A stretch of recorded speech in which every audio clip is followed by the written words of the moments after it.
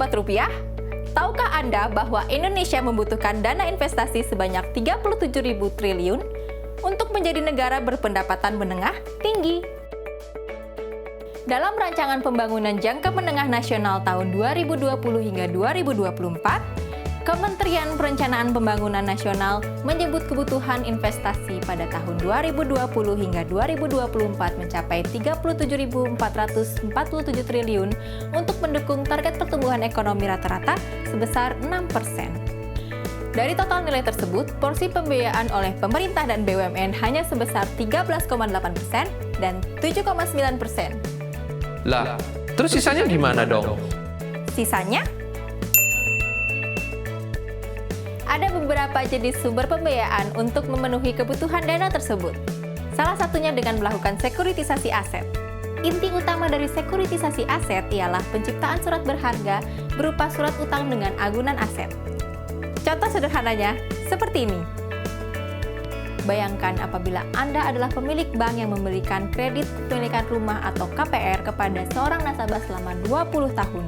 Selama 20 tahun itu, setiap bulan Anda harus menunggu nasabah tersebut melakukan pembayaran angsuran atas utang KPR tersebut. Sebuah proses yang sangat lama, menjemukan, dan juga paling utama adalah modal kredit yang tertahan sangat lama selama beberapa tahun. Proses tersebut dapat disingkat dan Anda tidak perlu menunggu selama 20 tahun. Caranya dengan mengumpulkan sejumlah pinjaman KPR dari banyak nasabah, lalu mengalihkan aset keuangan tersebut ke pihak lain atau issuer yang akan menerbitkan surat berharga dengan agunan kumpulan pinjaman KPR. Surat berharga tersebut lalu dijual ke investor.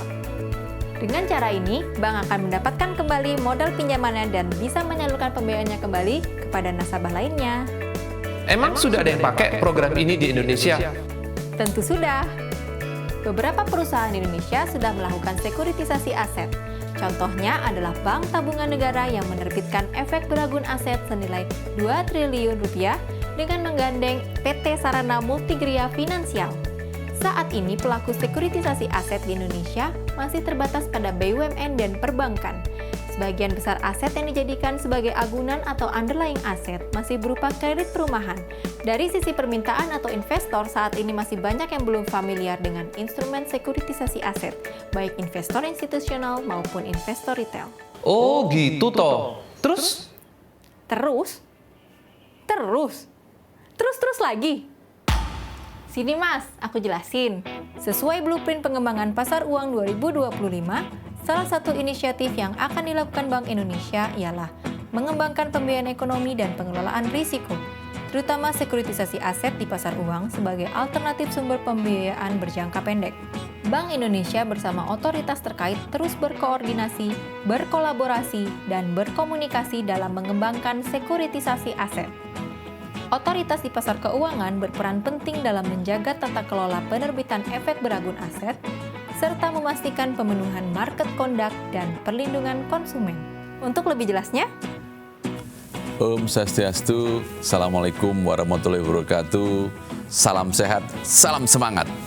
Bank Indonesia sebagai salah satu otoritas keuangan di Indonesia berkomitmen dalam mendorong pengembangan pasar sekuritisasi yang liquid dan efisien dengan berbagai underlying asset. Bank Indonesia juga akan terus bersinergi dan berkolaborasi dengan otoritas terkait serta seluruh pelaku pasar untuk memberikan pemahaman mengenai penerbitan sekuritisasi aset dan potensi investasi di instrumen sekuritisasi aset.